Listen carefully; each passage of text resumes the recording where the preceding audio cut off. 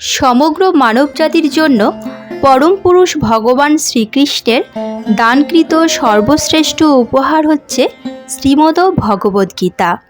শ্রী শ্রী গীতাতেই সরাসরি বা রূপকভাবে বুঝিয়ে দেওয়া হয়েছে মানব জীবনের গূঢ় অর্থ। ব্যাপক অর্থে গীতায় সমগ্র মানবজাতির জন্য পূর্ণাঙ্গ ও আদর্শ জীবন বিধান।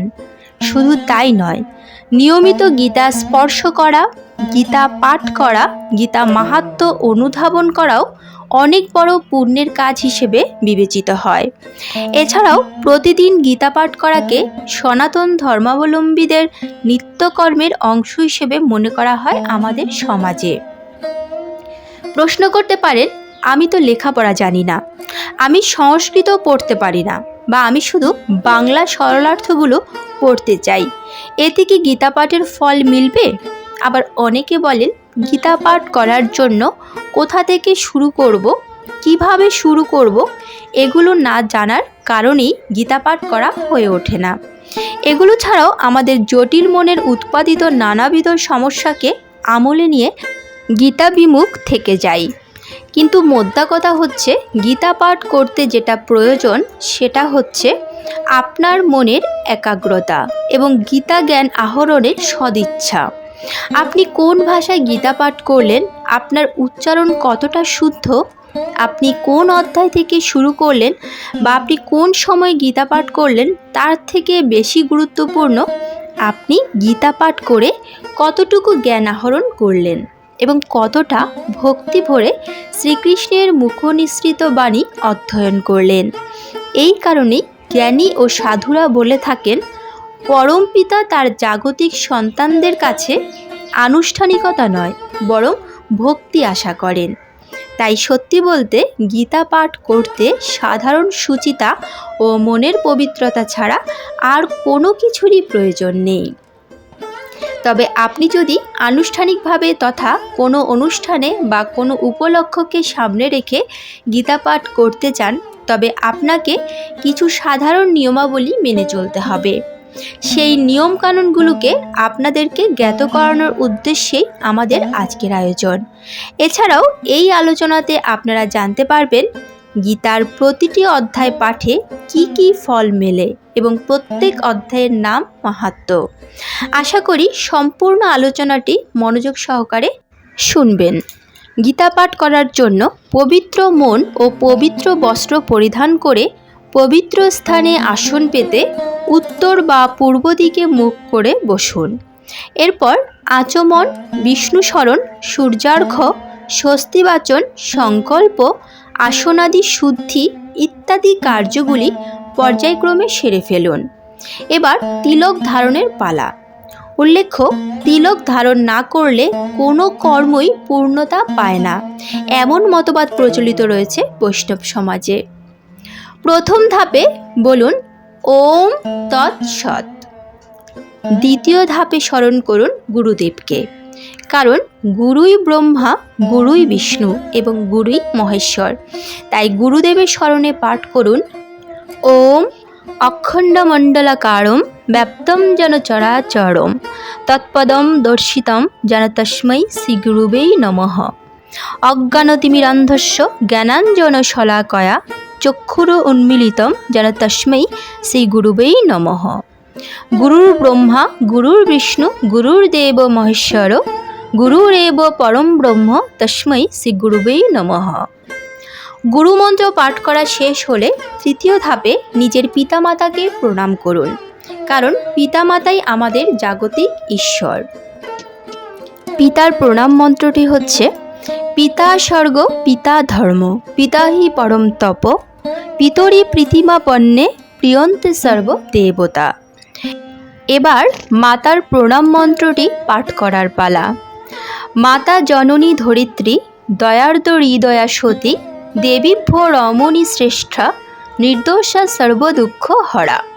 ওম শান্তিরূপাম, ক্ষমারূপাম, স্নেহরূপাম, শুভঙ্করীম, সাক্ষাৎ ভগবতী দেবীম মাতরম তম নমাম্যহম। চতুর্থ ধাপে ভগবান শ্রীকৃষ্ণ ও রাধিকার প্রণাম মন্ত্র পাঠ করবেন। শ্রীকৃষ্ণের প্রণাম মন্ত্রটি হচ্ছে ওম কৃষ্ণায় বাসুদেবায় হরয়ে পরমাত্মনে প্রণত ক্লেশনাশায় গোবিন্দায় নমো নমঃ। হে কৃষ্ণ করুণা সিন্ধু দীনবন্ধু জগৎপতে গোপেশ গোপিকাকান্ত রাধাকান্ত নমস্তুতে। এবার শ্রী রাধিকার প্রণাম মন্ত্র পাঠ করুন। তপ্ত কাঞ্চন গৌরাঙ্গী রাধে বৃন্দাবনেশ্বরী বৃষভানুসুতে দেবী প্রণমামি হরিপ্রিয়ে। পঞ্চম ধাপে সরস্বতী ব্যাসাদি প্রণাম মন্ত্র পাঠ করুন। নারায়ণম নমস্কৃত্য নরশ্চৈব নরোত্তমম দেবীম সরস্বতীম ব্যাসম তত জয় মুদিরয়েৎ। ষষ্ঠ ধাপে হাত জোড় করে ওম নমো ভগবতে বাসুদেবায় নমঃ মন্ত্রটি 3 বার পাঠ করে শ্রী শ্রী গীতাকে পুষ্পাঞ্জলি অর্ঘ্য অর্পণ করুন এবং পারলে গীতা মাতাকে প্রণামী প্রদান করুন। সপ্তম ধাপে শ্রী গীতা গ্রন্থটি খুলুন এবং হাতজোড়পূর্বক পাঠ করুন ওম অশ্ব শ্রীমদ ভগবদ্ গীতা মালা মন্ত্রস্য শ্রী ভগবান বেদব্যাস ঋষি অনুষ্টুপ ছন্দ শ্রীকৃষ্ণ পরমাত্মা দেবতা অসচ্চানন্য শোচস্তম প্রজ্ঞাবাদাংশ্চ ভাষসে ইতি বীজম সর্বধর্মান পরিত্যাজ্য মামেকম শরণম ব্রজ ইতি শক্তি অহম তাম সর্বপাপেভ্যো মোক্ষয়িষ্যামি মা শুচঃ ইতি কিলকম। অষ্টম ধাপে শ্রীমদ্ ভগবদ্ গীতার ধ্যান বা মঙ্গলাচরণ হাতজোড়পূর্বক পাঠ করবেন। ওম হরি ওম তৎসৎ ওম নমো ভাগবতে বাসুদেবায় নমঃ। অথ শ্রীমদ্ ভগবদ্ গীতার মঙ্গলাচরণ প্রারম্ভম। পার্থায় প্রতিবোধিতাম ভগবতা নারায়ণন স্বয়ং ব্যাসন গ্রথিতাম পুরাণ মুনিনা মধ্যে মহাভারতম অদ্বৈতামৃতবর্ষিণম ভগবতী অষ্টাদশাধ্যায়নম অম্ব তামনুসন্ধধামি ভগবদ্গীতে ভবদেশিনী। এটি ছিল গীতার মঙ্গলাচরণের প্রথম শ্লোক। এরকম আরও 8টি শ্লোক তথা মোট 9টি শ্লোক নিয়ে গঠিত শ্রী শ্রী গীতার মঙ্গলাচরণ। সম্ভব হলে সবগুলো শ্লোক পাঠ করবেন। মঙ্গলাচরণ পাঠ শেষে বলুন ওম ইতি শ্রীমদ্ ভাগবত গীতার মঙ্গলাচরণম সমাপ্তম। নবম ধাপে শ্রী শ্রী গীতা গ্রন্থখানি পাঠ করা শুরু করুন। ধরা যাক আপনি চতুর্থ অধ্যায়ের সপ্তম ও অষ্টম শ্লোক দুটি পাঠ করবেন, তাহলে হাত জোড় করে বলুন অথ শ্রীমদ্ ভগবদ্ গীতা চতুর্থ অধ্যায় জ্ঞানযোগ সপ্তম ও অষ্টম শ্লোক। এবার সংস্কৃত শ্লোক শুরু করুন। যদা যদা হি ধর্মস্য গ্লানির্ভবতি ভারত অভ্যুত্থানম ধর্মস্য তদাত্মানম সৃজাম্যহম পরিত্রাণায় সাধুনাম বিনাশায় চ দুষ্কৃতাম ধর্ম সংস্থাপনার্থায় সম্ভবামি যুগে যুগে। সরল অর্থ হল, হে ভারত, যখনই ধর্মের অধঃপতন হয় এবং অধর্মের অভ্যুত্থান হয় তখন আমি নিজেকে প্রকাশ করে অবতীর্ণ হই সাধুদের পরিত্রাণ করার জন্য এবং দুষ্কৃতকারীদের বিনাশ করার জন্যই এবং ধর্ম সংস্থাপনের জন্যই আমি যুগে যুগে অবতীর্ণ হই। দশম ধাপে এই পর্যন্ত পাঠ করে আপনি যদি গীতা পাঠ শেষ করতে চান তাহলে বলুন ওম তৎসৎ ইতি শ্রীমদ্ ভগবদ্ গীতাসু উপনিষৎসু ব্রহ্মবিদ্যায়াম যোগশাস্ত্রে শ্রীকৃষ্ণার্জুন সংবাদে জ্ঞানযোগ নামকম চতুর্থ অধ্যায় একাংশন সমাপ্তম। উল্লেখ্য, আপনি যদি সম্পূর্ণ অধ্যায় পাঠ করে থাকেন তাহলে একাংশন শব্দটি উচ্চারণের কোনো প্রয়োজন নেই। একাদশতম ধাপে শ্রী শ্রী গীতার মাহাত্ম্য পাঠ করুন। মনে রাখবেন, আপনি যে কোনো মতের গীতা মাহাত্ম্য থেকে যে কয়টি ইচ্ছা শ্লোক সরলার্থ সহ পাঠ করতে পারেন। দ্বাদশতম ধাপে পরম পুরুষ শ্রীকৃষ্ণের কাছে ক্ষমা ভিক্ষা করুন। ক্ষমা ভিক্ষার মন্ত্রটি হচ্ছে ওম যদক্ষরম পরিভ্রষ্টম মাত্রাহীনঞ্চ যদ ভবেৎ পূর্ণম ভবতু তৎ সর্বম তৎ প্রসাদাৎ জনার্দন। ওম পূর্ণমদম পূর্ণমিদম পূর্ণাৎ পূর্ণমুদচ্যতে পূর্ণস্য পূর্ণমাদায় পূর্ণমেবাবশিষ্যতে। জয় গীতা, জয় গীতা, জয় গীতা। ত্রয়োদশতম ধাপে শ্রী শ্রী গীতার 18টি গুহ্য নাম কীর্তন করুন। ওম গঙ্গা গীতা চ সাবিত্রী সীতা সত্যা পতিব্রতা ব্রহ্মাবলী ব্রহ্মবিদ্যা ত্রিসন্ধ্যা মুক্তিগেহিনী অর্ধমাত্রা চিদানন্দা ভবগ্নি ভ্রান্তিনাশিনী বেদত্রয়ী পরানন্দা তথার্থ জ্ঞানমঞ্জুরি। চতুর্দশতম ধাপে পঞ্চতত্ত্ব সহ তারক ব্রহ্ম মহানাম জপ করুন। জয় শ্রীকৃষ্ণ চৈতন্য প্রভু নিত্যানন্দ শ্রী অদ্বৈত গদাধর শ্রীবাসাদি গৌর ভক্তবৃন্দ। হরে কৃষ্ণ কৃষ্ণ কৃষ্ণ হরে হরে হরে রাম রাম রাম হরে হরে। পঞ্চদশ তথা শেষ ধাপে শান্তি মন্ত্র পাঠ করুন। সর্বে সুখিনো ভবন্তু সর্বে সন্তু নিরাময়া সর্বে ভদ্রাণি পশ্যন্তু মা কশ্চিৎ দুঃখ ভাগ ভবেৎ। সকলে সুখী হন, নিরোগ হন এবং প্রশান্তি লাভ করুন। কেউ যেন দুঃখ ভোগ না করে। ওম শান্তি ওম শান্তি ওম শান্তি। এবার আসুন গীতা পাঠের ফলাফল নিয়ে কথা বলা যাক। সাধুজন বলে থাকেন গীতা দর্শন, স্পর্শন, শ্রবণ, পঠন সব কিছুতে শ্রীকৃষ্ণের অপার কৃপা লাভ করা যায়। সুতরাং গীতার প্রতিটি অধ্যায় পাঠ করলে আলাদা আলাদা ফল মিলবে তা আশ্চর্য নয়। আসুন জেনে নেওয়া যাক গীতার প্রতিটি অধ্যায় পাঠের কী ফল। গীতার প্রথম অধ্যায় পাঠ করলে মানুষের মন পবিত্র হয়। গীতার দ্বিতীয় অধ্যায় পাঠ করলে নির্মলতা লাভ করা যায়। তৃতীয় অধ্যায় পাঠ করার ফলে সর্বপাপ দূর হয়। চতুর্থ অধ্যায় পাঠ করলে ব্রহ্মহত্যা এবং স্ত্রী হত্যাজনিত পাপ তৎক্ষণাৎ দূর হয়ে যায়। পঞ্চম অধ্যায় পাঠ করলে চৌর্য মহাপাপ দূর হয়। ষষ্ঠ অধ্যায় পাঠ করার ফলে মন্দ ভাগ্য নাশ হয়। সপ্তম অধ্যায় পাঠ করলে বুদ্ধি নির্মলতা লাভ করে। অষ্টম অধ্যায় পাঠ করার ফলে অখাদ্য ও অপেয়জাত সকল প্রকার পাপ দূর হয়। নবম অধ্যায় পাঠের ফলে পৃথিবী দানের মতো পুণ্য লাভ হয়।